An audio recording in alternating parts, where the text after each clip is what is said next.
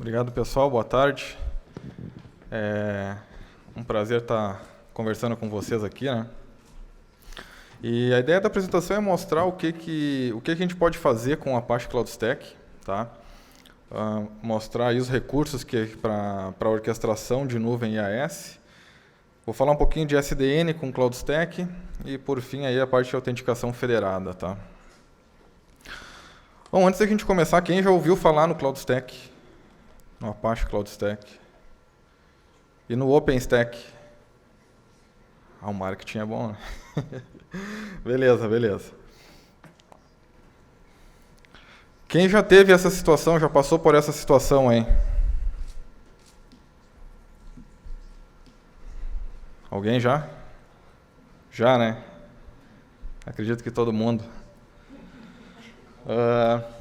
Mas, pessoal, é interessante, a gente vê muito isso, né, de virtualização. Eu estou virtualizando, eu estou na nuvem, né? Mas é bem diferente, né? A gente vai ver isso aí. Aqui está o meu contato, meu e-mail, um pouquinho do meu currículo, tá? Quem quiser entrar em contato depois aí para bater um papo, ou pelo e-mail direto, ou pelas listas de discussões, até pelo Skype também, não tem problema. É bacana a gente trocar uma ideia sobre essa plataforma, tá?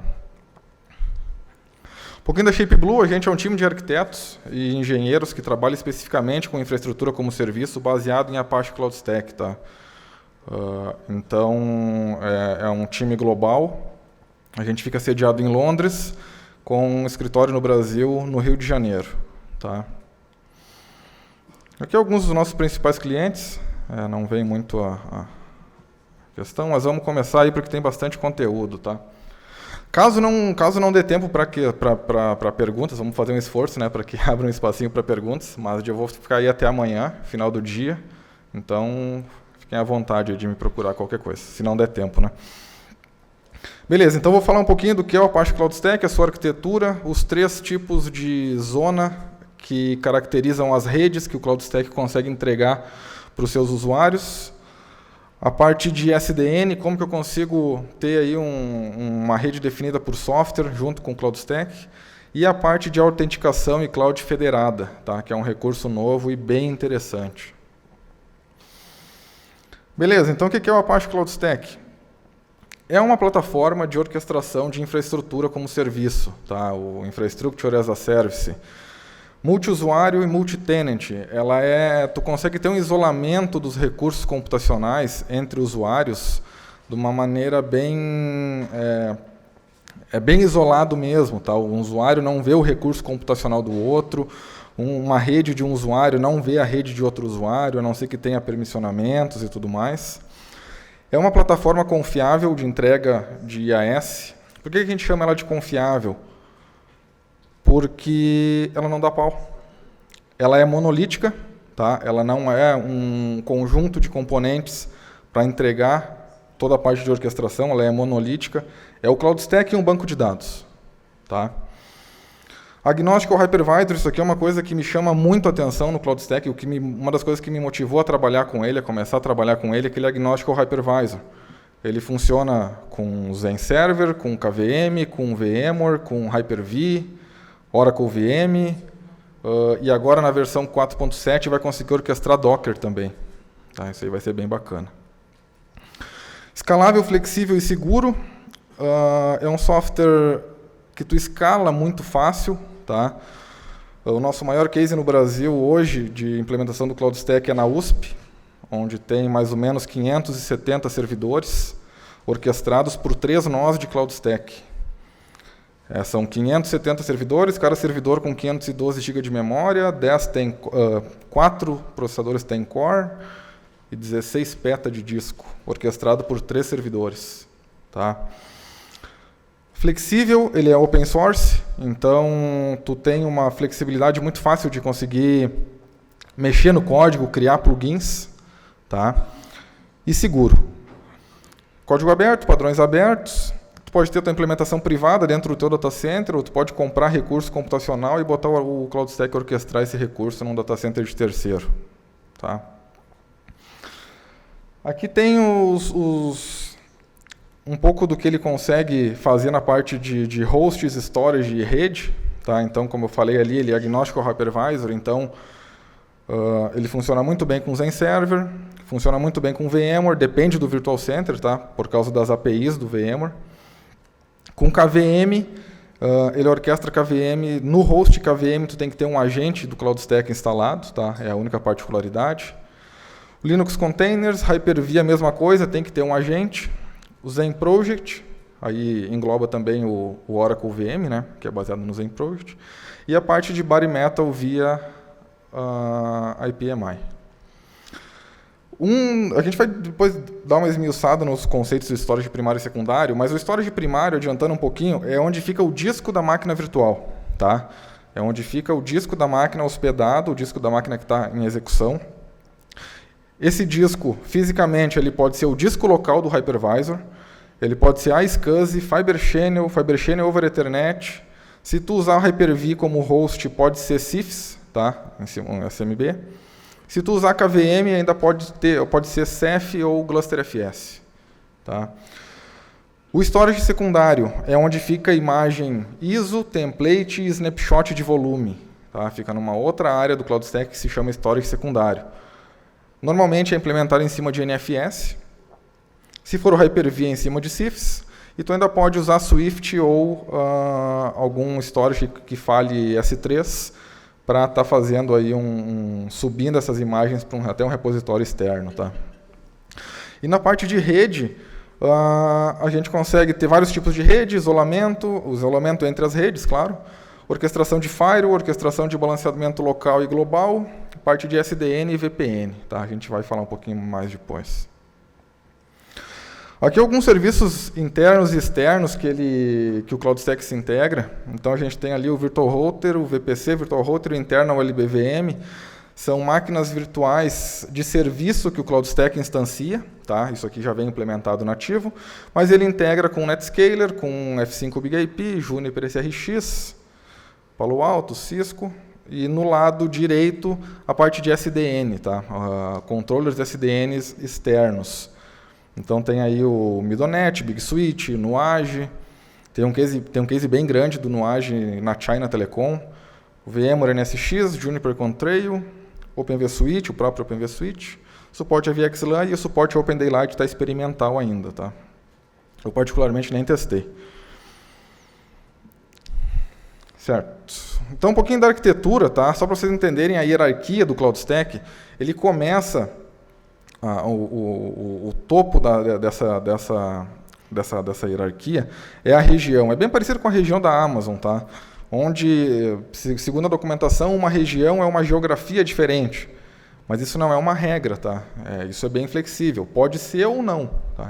Conforme o design aí de quem está implementando, vai fazer assim ou não. Cada região tem o seu motor de orquestração. Cada região tem o seu CloudStack. Tá? Dentro da região, eu tenho uma zona de disponibilidade. Essa zona, normalmente, ela é um data center, não necessariamente. Dentro do mesmo data center, eu posso ter várias zonas. Tá? Zonas públicas, zonas privadas, zonas dedicadas para um domínio específico. E dentro dessa zona, eu tenho o pod, o cluster e a unidade de storage secundário. Então, beleza, eu tenho a região, tenho a zona. Dentro da zona, eu tenho o pod. O pod ele é só uma unidade organizacional. Tá? É como se fosse um rack dentro do data center. Dentro do pod eu tenho os clusters, tá? Que aí é o cluster do hypervisor mesmo.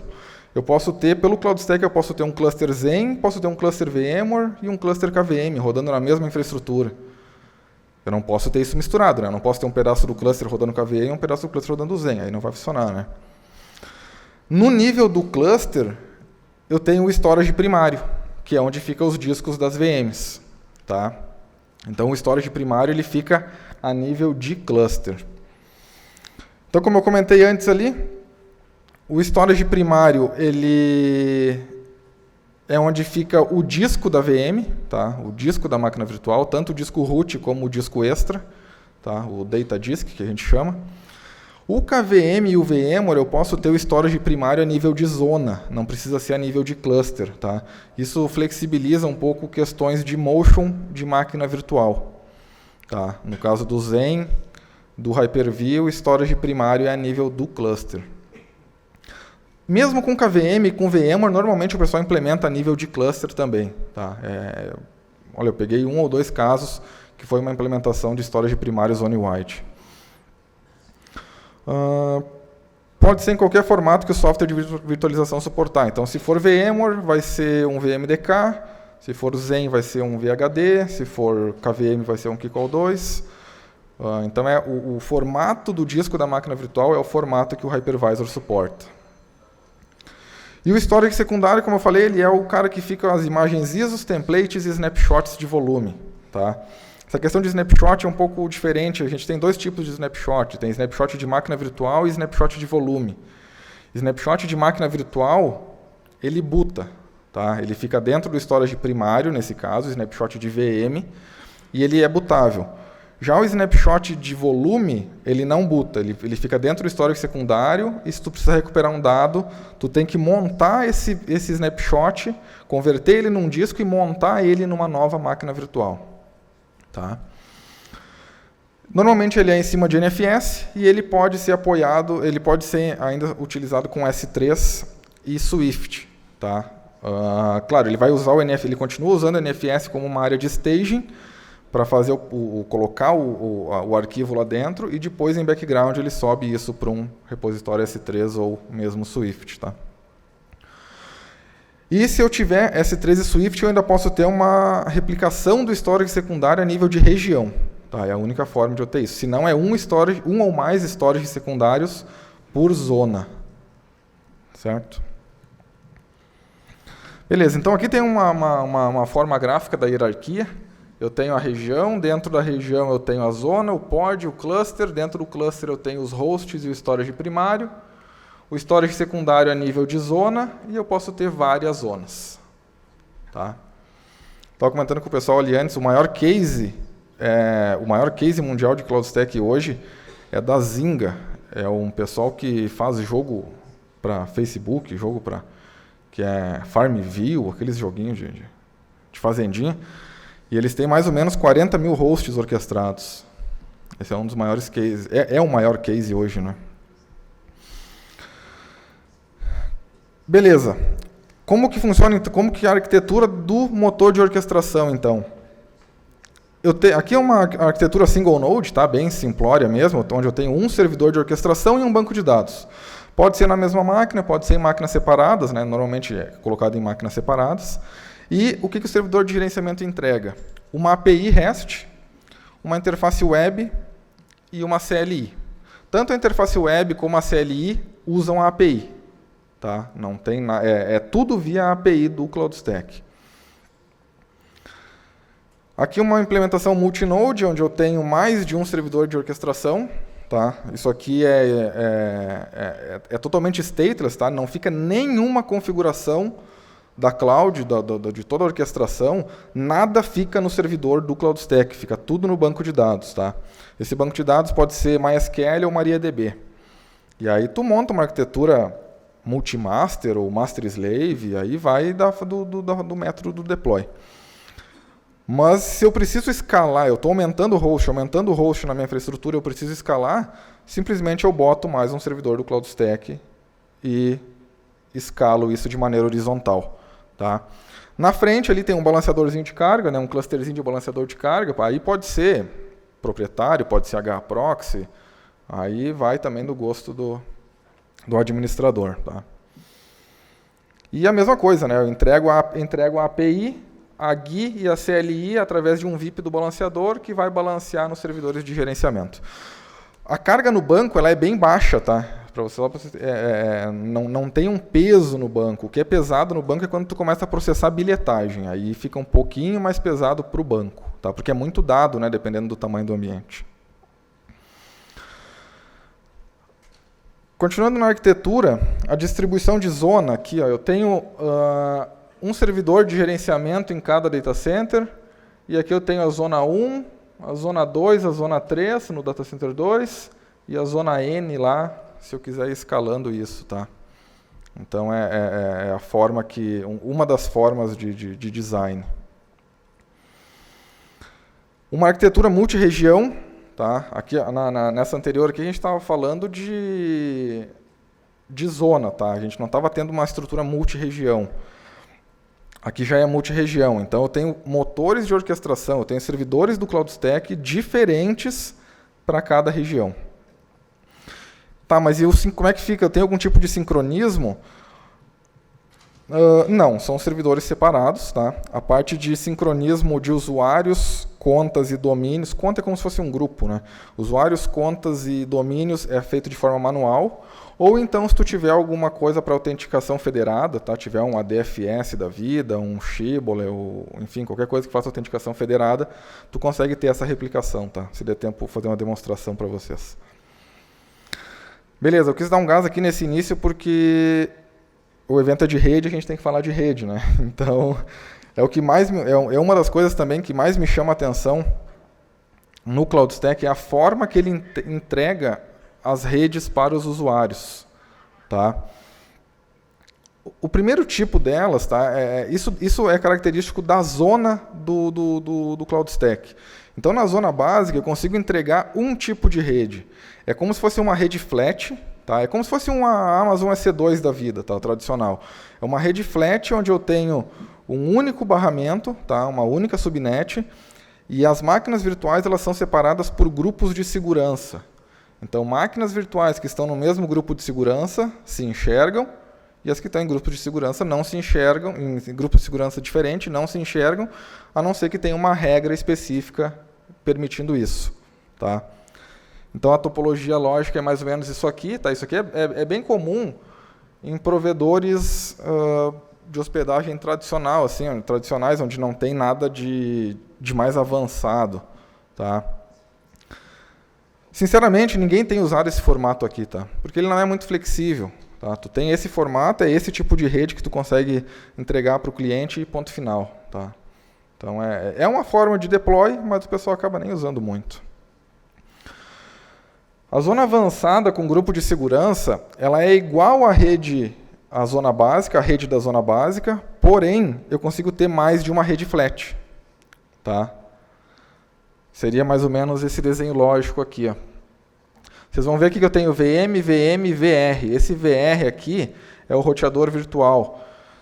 Nesse tipo de cenário e na zona básica, ele é responsável por entregar o DHCP, entregar o DNS forwarding passa por ele, e a parte de coleta de estatísticas das máquinas virtuais também é ele que faz. Tá?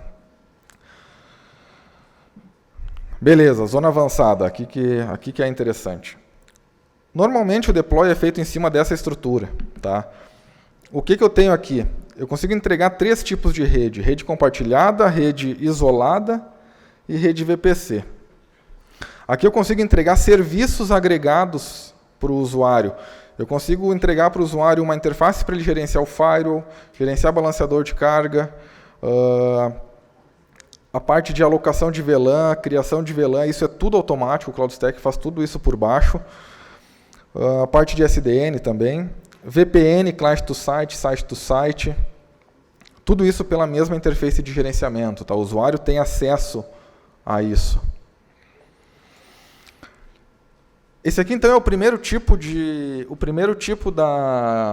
rede da zona avançada. Tá? A gente chama de rede compartilhada, guest shared, ou enfim, guest compartilhada, onde qual é a característica dela? A principal característica dela? O roteamento é feito por um Layer 3 externo.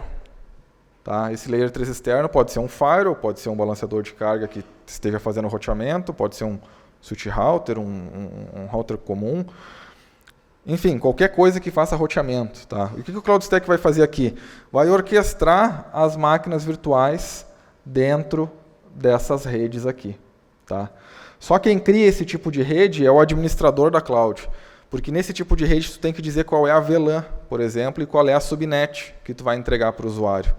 Como o usuário comum ele não tem conhecimento disso, o administrador cria esse tipo de rede e delega para um domínio que aquele usuário específico pertence. Tá? O pessoal Enterprise usa muito esse formato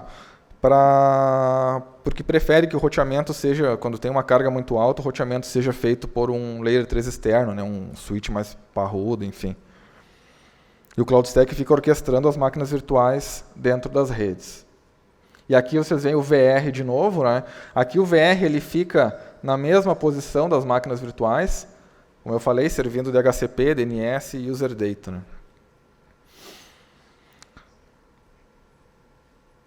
Aqui já é o segundo formato da zona avançada, tá? Que é a guest isolada, onde o VR ele passa para frente das máquinas virtuais agora.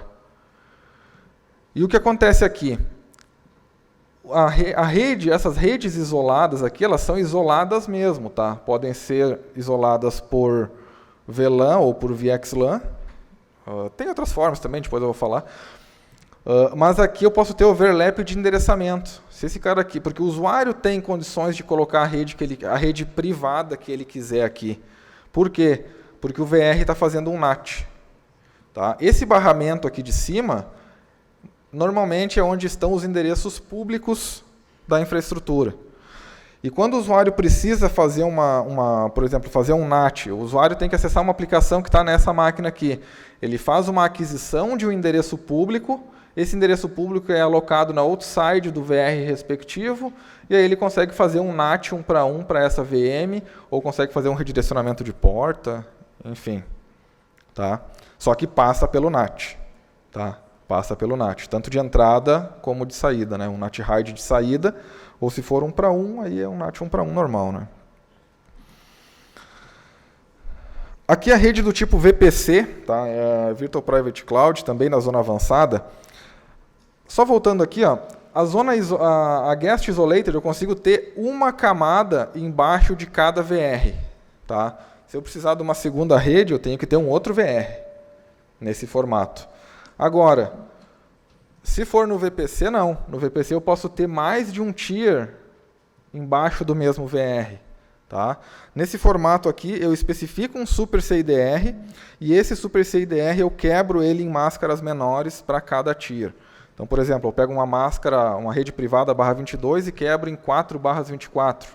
Beleza, eu tenho 4 tiers embaixo do VPC. E daí aqui sim, entre as camadas tem roteamento. Tá? E aqui o VR faz firewall, faz balanceamento de carga, e faz VPN, faz roteamento estático. Aqui eu tenho um outro carinha que é o LBVM, que é o seguinte, digamos que essa camada web precise acessar a camada de aplicação de forma balanceada. Não é o VR aqui da frente que vai fazer o balanceamento. O VR que vai fazer, esse VR aqui de cima, ele faz o balanceamento só para a primeira camada. As próximas camadas, os próximos tiers, tem SLBVM, que é uma máquina virtual do CloudStack, né, de sistema do CloudStack, que ela vai prover um IP virtual, e esse IP virtual vai fazer o balanceamento via SNAT aqui para as VMs locais. Tá? Ele usa o hproxy para fazer isso. Tá? E a parte de firewall é iptables. VPN hoje é OpenSWAN, está migrando para o StrongSWAN, para habilitar mais recursos. Né? Isso. Ficou clara a diferença dos três formatos de rede?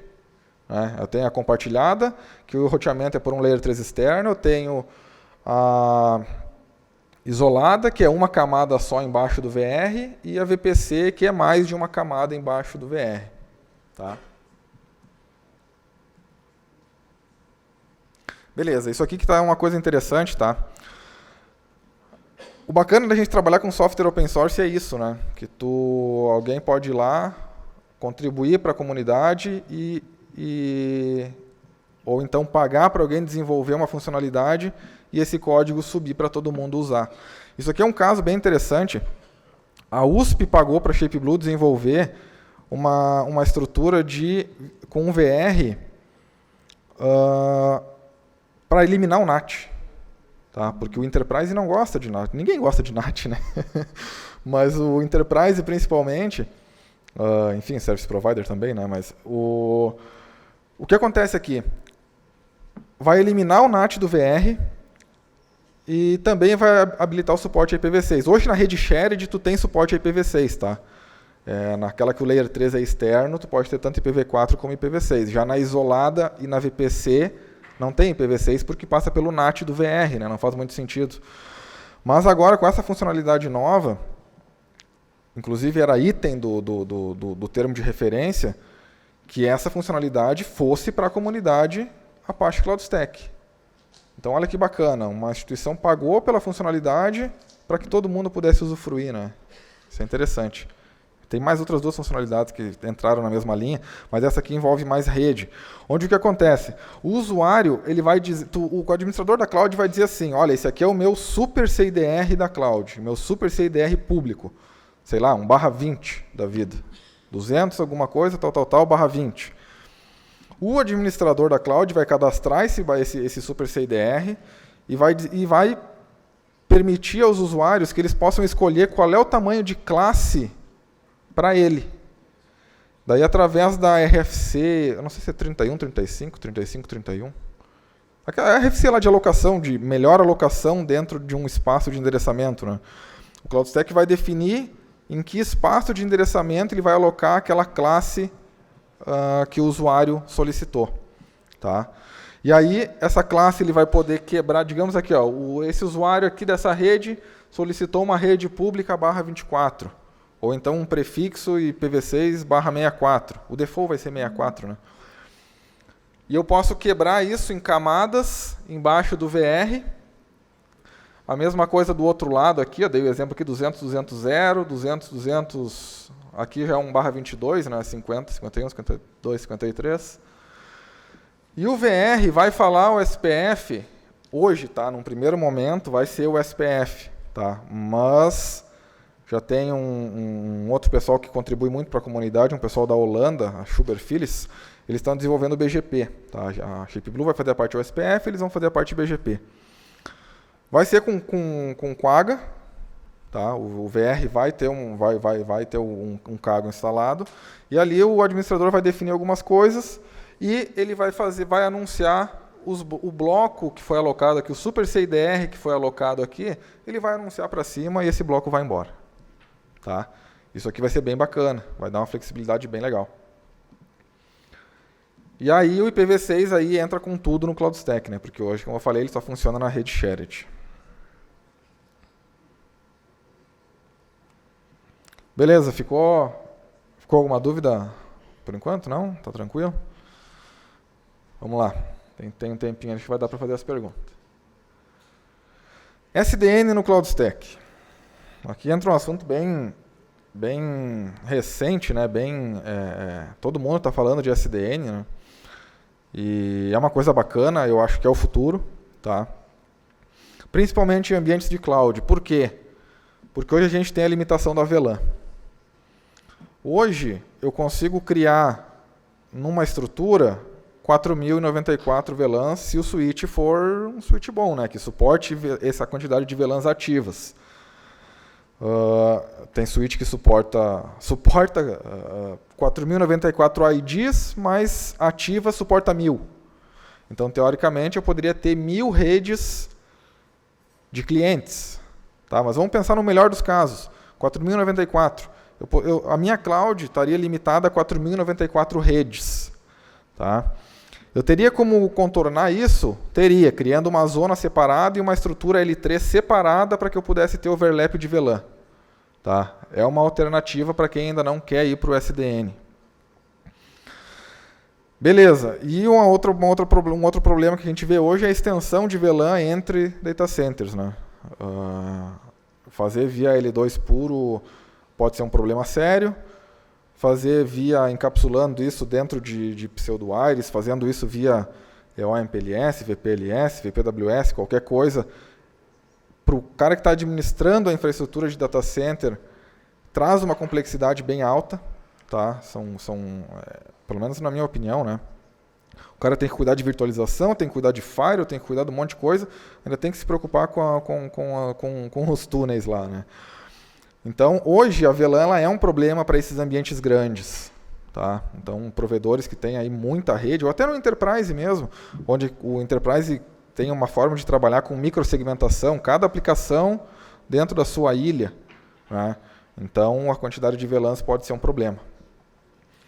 Então, isso é o que limita hoje muitos ambientes, tá? Claro, tu vai ter um ambiente com 4.000 redes, 4.000 VLANs. Cara, é meio difícil, né? É meio difícil, mas tem uns caras que são paranoicos por segmentação, né? Uns acham que VLAN é sinônimo de segurança, né? Mas tem, tá? A gente já viu casos de cair nessa limitação e o cara ter que montar uma estrutura paralela para poder continuar escalando. Beleza, uma outra coisa que eu gosto de frisar aqui, tá? Que SDN em infraestruturas de nuvem não é só gerenciamento de fluxo, tá? Não é só dizer para onde vai o fluxo, tá? Enfim, via OpenFlow, tal. Mas é serviços via software, tá? Tu ter um firewall via software, tu ter um balanceador de carga orquestrado pela mesma ferramenta, tu ter infraestrutura de VPN, auto-scaling. Hoje tua aplicação tem 5 servidores, aí tu lançou uma campanha lá e tu precisa que a tua infraestrutura escale sozinha. Tu tem que estar preparado para isso. Vai fazer via API, vai deixar que o orquestrador controle isso, vai disparar um gatilho lá no teu Nagios, no teu Zabbix da vida, para ele chamar a API, sair fazendo deploy de template, chama um Puppet, enfim. Tem várias formas de fazer. Tá? Orquestração de VLAN também. Tu não tem que estar te preocupando em entrar dentro de cada hypervisor, estar lá criando os tags, criando as VLANs. VXLAN, mesma coisa, NVGRE, STT, o próprio GRE, Open Daylight. Então, é interessante isso, que tu consegue entregar serviços via software, tá? Não vamos limitar isso só a fluxo, tá? Então, no CloudStack a gente tem algumas alternativas, tá? Eu tenho VXLAN, túneis GRE através do Open vSwitch e STT, tá? Aqui tem cada um tem a sua característica, a gente vai debater um pouquinho elas. Mas é o que o CloudStack suporta hoje, tá? Claro, se tu ir para um orquestrador, para um controller proprietário aí, tu consegue até ter alguns recursos a mais, mas basicamente ainda nesses 3 protocolos, tá? Por exemplo, um deles, o Nuage, tu vai substituir o VR do CloudStack pelo VR deles, pelo roteador deles, que tem mais features e mais funcionalidades implementadas. Com VXLAN também, né?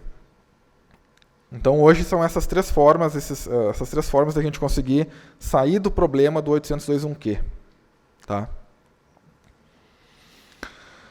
Aqui eu botei algumas características bem simplórias ali do VXLAN, né? Para quem ainda não conhece ou não trabalhou com ele, né? O pacote, o frame L2 original, ele é encapsulado dentro de um pacote UDP.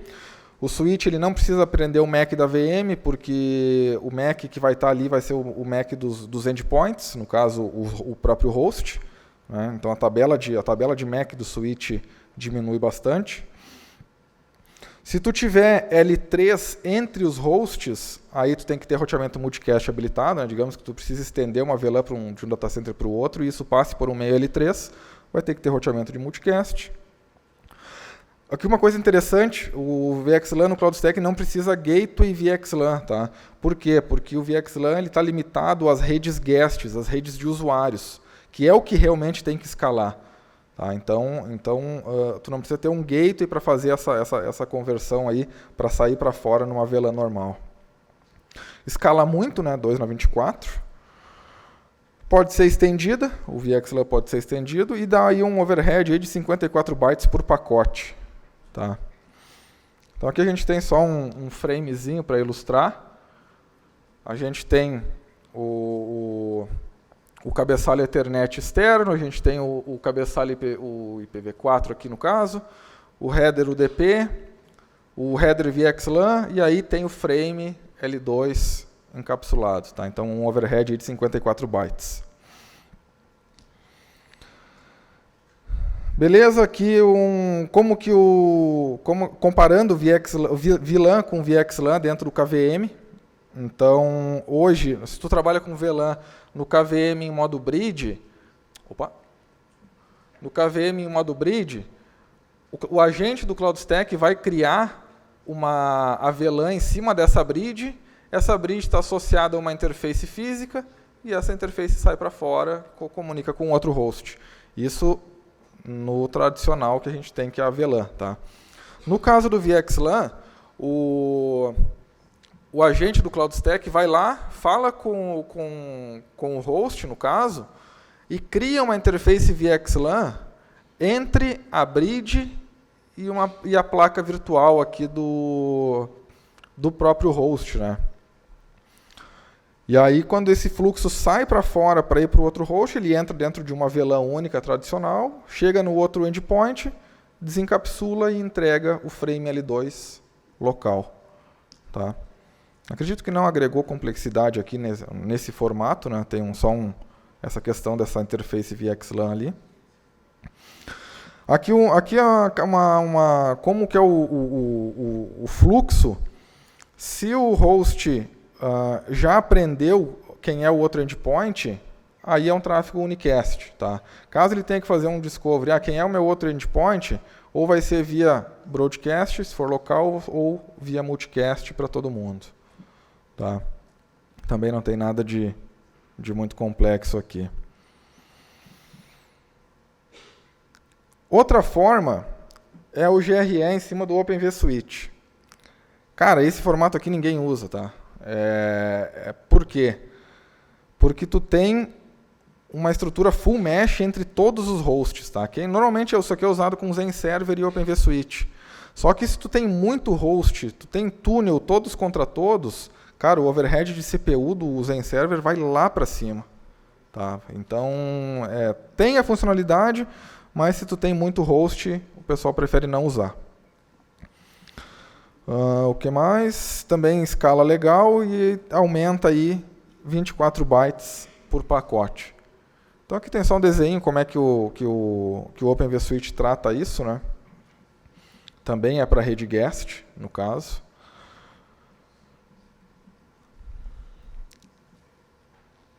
Beleza, o STT. Esse pessoal dessa empresa que está desenvolvendo a integração com o BGP para esse novo formato de rede, eles usam Zen Server com NSX e STT em cima. Tá? Por quê? Porque o NSX fala com o Open vSwitch, né? E o Zen Server usa o Open vSwitch, então casa. Funciona legal, só que ele traz um overhead um pouco maior, tá? que o VXLAN. Aqui tu tem que ter placas aceleradoras, tá? Que são essas TSOs, né? Que para que ela serve? É para aumentar a velocidade de montar esse frame, porque está fragmentado, enfim. Mas tu tem que ter essas placas especiais, tá? É uma placa que tem um valor um pouquinho mais elevado que uma NIC tradicional. Escala mais que o VXLAN, 2 na 64, né? Mas quando tu chegar nessa quantidade de clientes aqui, tu pode se aposentar, né? E hoje depende do NSX, tá? Da VMware. Então tu vai ter que desembolsar uma grana boa aí. E aqui uma característica que tu tem no primeiro fluxo, nessa primeira comunicação, tu tem um incremento de 80 bytes e depois que ele já sabe aonde está o vizinho dele, 62 bytes no caso, por pacote, né? Então aqui a gente tem o primeiro cabeçalho, pode ver ali que ele é em cima de TCP, né? Depois mais o header do STT ainda, mais a parte do cabeçalho externo. E aqui depois do segundo pacote em diante, o pacotinho aí com 62 bytes de overhead. Tá? Beleza, tudo isso para contornar o problema das 4.094 VLANs, tá? Nas redes de usuários. Beleza. 44, um pouquinho mais. Autenticação federada. Isso aqui é uma outra coisa bem bacana também, tá?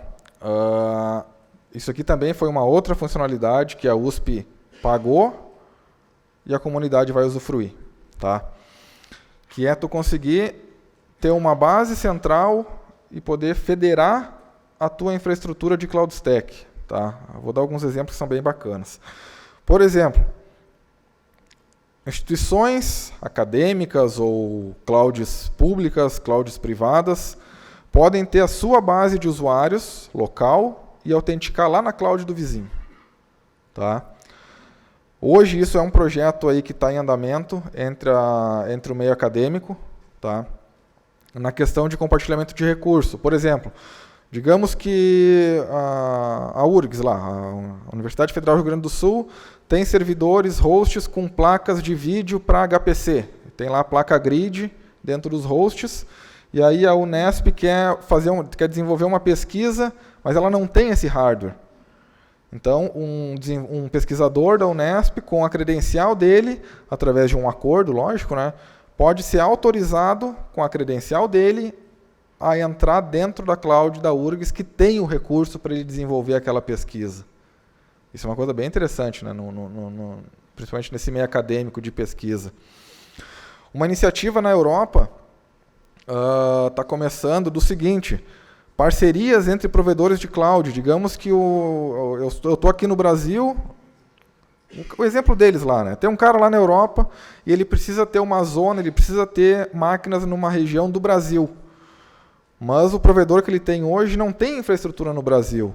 Então os provedores podem fazer um acordo para que o cara, com a credencial dele lá do provedor de cloud X, conecte no provedor de cloud Y que está aqui no Brasil ou numa outra região do mundo.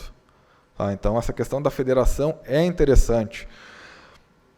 Isso é um exemplo que é um caso que está sendo levantado lá na Europa. Tá? Utiliza o protocolo SAML2. Então, aí a gente tem suporte ao ADFS, né, que é o sistema de federação da Microsoft, o próprio Shibboleth, OpenAM e creio que tenham mais, né? Eu conheço esses três. Compartilhamento de recursos entre instituições, foi o que eu falei agora. Single sign-on, tá? Eu consigo ter, meu browser tem o token, pronto, eu estou autenticado na cloud, né? Não preciso autenticar de novo. E já tem integração com a Café, tá? Que para quem não conhece a Café, é a Comunidade Acadêmica Federada, é um serviço da RNP, onde as instituições podem aderir e a Café faz esse meio de campo através do diretório dela, interconectando os IDPs das instituições. Tá? Então aqui eu tenho o fluxo de autenticação. O usuário abre a URL do CloudStack, abre a URL do CloudStack, seleciona o IDP, o CloudStack faz um post para o IDP correspondente da instituição. No momento que ele entra no IDP da instituição, o usuário coloca lá a credencial dele, né? O IDP redireciona a tela para o usuário, gerando um token, tá? E esse token é encaminhado para o CloudStack e aí ele vai autorizar ou não o usuário a entrar na interface. Tá? Esse é o fluxo aí que é gerado hoje. Deixa eu só fazer uma demonstração rapidinho aqui. Aqui a tela, aqui é um ambiente que ainda não entrou em produção, lá no CDC Manaus, no container da RNP, onde eu tenho aqui uma lista de Identity Providers. Então vamos aqui, por exemplo, selecionar, isso aqui está na Chimarrão, né, na base Chimarrão, USP, entrar. Ele me jogou lá pro IDP da USP.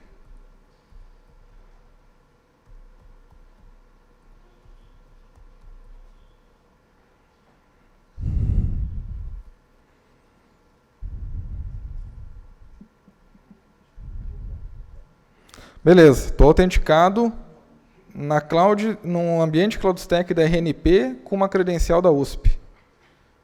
Tá?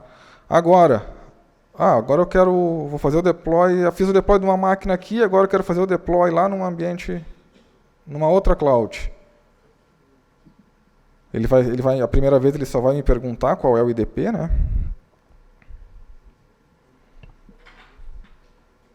Pode ver que ele nem vai perguntar a senha de novo, tá? Porque eu já tenho o token de autenticação. Agora, se eu flutuar de uma região para outra, eu já estou autenticado. Tá? Então, isso é o que esse recurso de autenticação federada está proporcionando. Isso também é uma feature nova agora, é uma feature que está ela foi incorporada a uma versão anterior à release corrente, 2 versões atrás. E tem uns minutinhos para perguntas. Ali está o meu e-mail, está o meu Skype, né? Quem quiser bater um papo depois também, a gente fica aí à disposição. A gente espera, a gente tem feito um movimento muito forte para que o projeto cresça no Brasil, tá? Hoje a lista ela está bem devagar, a lista de discussão. Quando tem pergunta lá, normalmente é uma pergunta um pouco mais cabeluda, o cara já penou alguma coisinha, não está conseguindo executar tal função, aí cai a pergunta lá. Só para vocês entenderem, o projeto hoje, o projeto CloudStack dentro da Fundação Apache, ele é considerado um projeto top, tá? É um dos projetos que está lá em cima na cadeia, tipo HTTPD, tipo Hadoop da vida. E uma coisa que é uma questão bem difícil na questão da comunidade, é que uma empresa não pode chegar e doar dinheiro, seja para marketing, seja para desenvolvimento, para o CloudStack direto. Ela tem que doar para a Fundação Apache, a Fundação Apache vai ratear isso entre os projetos, né? Então, a gente acaba... Se fosse diferente, acredito que o projeto ia estar bem mais divulgado. Perguntas para o Marcelo? A gente tem um tempinho. Nome e instituição, Fernando. Oi, Fernando Frediani. Obrigado pela apresentação, muito interessante. Quando eu tive contato com o CloudStack, foi até antes dele ser doado para a Fundação Apache, e ele, naquela época ele não suportava coisas como o CEP, por exemplo. Eu vi que hoje ele suporta. Eu queria perguntar se, quando você usa CEP como storage, se as máquinas virtuais elas rodam em cima daquele RADOS, que é Block Storage, ou se é o CEP-FS. E também, quando você usa CEP, se você pode usar o próprio host que roda as máquinas virtuais como Object Storage Device, ou se você tem que ter um cluster separado só para o CEF. Sim, o CEF ele só funciona com KVM, tá? Tu tem que ter a libRados instalada, então tu já tem que ter o host, ele tem que ser um host com kernel 3, alguma coisa para cima, tá? Normalmente é instalado. Eu nunca vi uma implementação no mesmo host, tá? Os discos no mesmo host. Eu particularmente não implementei com CEF, tá? O pessoal lá de fora já, mas é num host separado, é num cluster de CEF apartado. Seria uma analogia com, por exemplo, a vSAN da VMware. Isso. Diferente. No caso aqui a gente tem hoje no mesmo host, tu tem softwares hoje para isso, né? Tem o próprio software da Nutanix, da EMC, o Scale.io, né? Para te ter isso no mesmo host, usar o disco do mesmo host de forma distribuída, né? É um bom lab para se fazer, tá? Eu acho que é uma coisa interessante de se testar. Vocês já fizeram alguma implementação com CEP por aqui?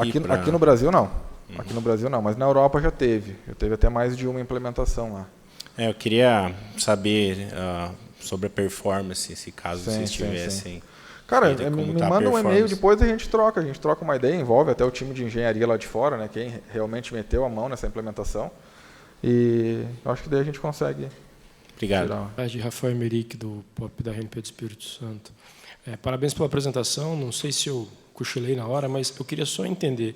Na parte da Federação Café, vocês fazem só autenticação ou aquele token também controla a autorização sobre recurso? Não, é só autenticação, tá? A autorização é feita dentro do CloudStack, tá? E a questão do recurso, tu define o recurso para um domínio ou para um account. Um account é um grupo, tá? No CloudStack tu nunca define recurso para um usuário específico. Se tu quer que o teu usuário tenha um recurso X, só o teu usuário tu vai ter um account só para o teu usuário, tá? E voltando na Café no caso, é só autenticação, tá? A autorização é dentro do CloudStack. Mas aí tem que criar o usuário e vincular, ou isso é automático? Quando eu autentico, se eu for um novo usuário que eu tiver federado, eu consigo acessar e já criar esse usuário local para autorização? Não, o administrador da cloud tem que ir lá dizer que ele pertence ao SAML e tem que dizer qual é o IDP que ele pertence. Manual, né? Sim, hoje manual. Obrigado. Rubens, LinkBR. Quando você comentou lá que não tem a opção em IPv6 de fazer NAT, teria já algum recurso de reverse proxy? Porque aí poderia ter, por exemplo, um IPv4 e um IPv6 público externo, e aí faz reverse proxy interno, inclusive, às vezes, só com V4. Inclusive, uma das estratégias de migração é colocar um reverse proxy na frente. E tanto dá para colocar reverse proxy HTTP quanto reverse proxy TCP, né? Ou seja, alguém abre uma conexão. Existe esse tipo de recurso já hoje? Não, hoje não existe. É uma coisa até bem interessante, porque o VR ele usa o HProxy. Né? Então, eu pelo menos nunca testei reverse proxy com HProxy Linux. Não sei se alguém aqui já testou, que pode dizer que se funciona ou não. Mas hoje essa funcionalidade no CloudStack não tem. O que está sendo feito é esse novo formato de rede que tu vai conseguir atribuir IPs públicos, tanto IPv4 como IPv6. Né? E isso ser roteado pelo VR direto e aplicado aí toda a questão de balanceamento, regra, VPN e tudo mais. Alguém mais algum comentário? Pergunta?